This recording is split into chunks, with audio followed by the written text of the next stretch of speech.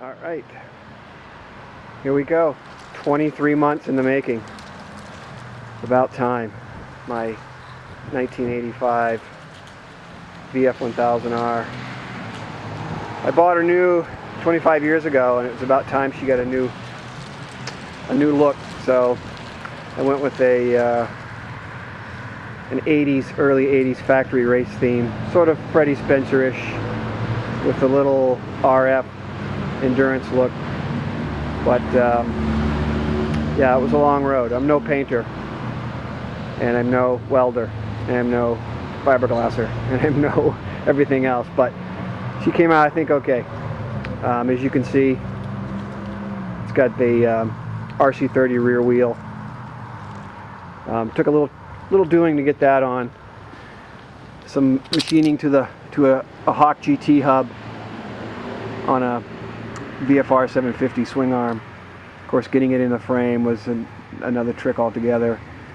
But because there's no pass-through for the exhaust on the swing arm, I had to do a completely custom exhaust. The rears go to one side, fronts to another. Like I said, I'm no welder, but I figured I would tackle it. Built an oven so I could jet coat the pipes myself, spray on.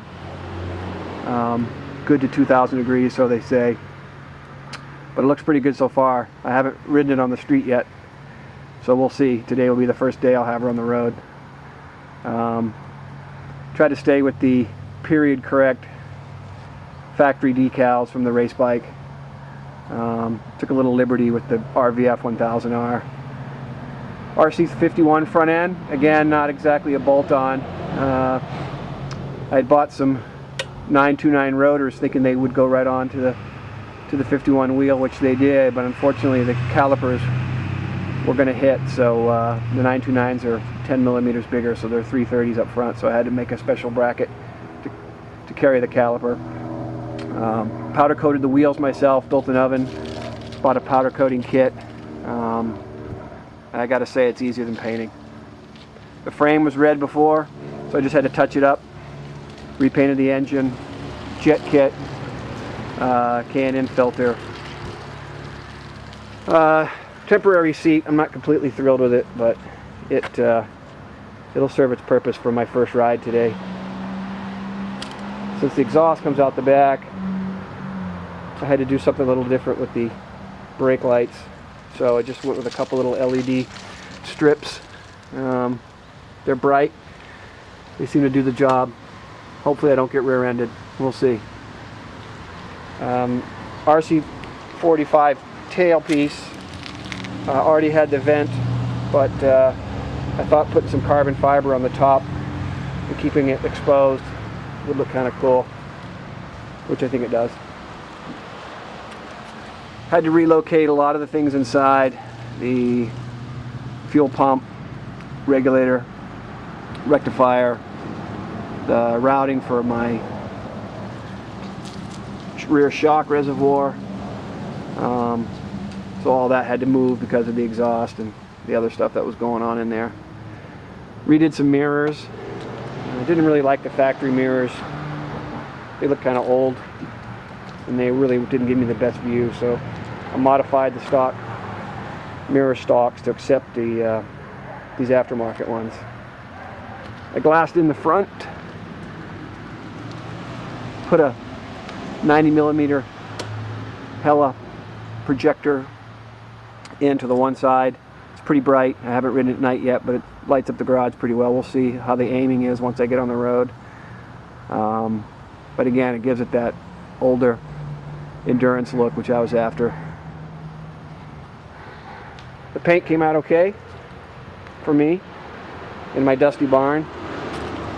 The surround for the spacer between the fairing and the frame, I covered in carbon fiber. Again, first time at that. We'll see how long it lasts. The gas cap is from this early 90s CBR.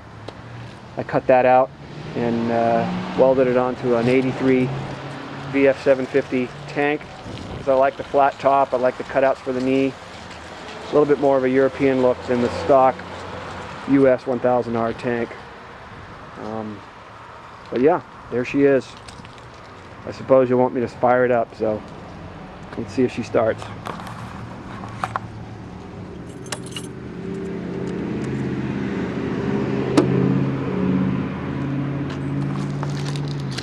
Get her in neutral.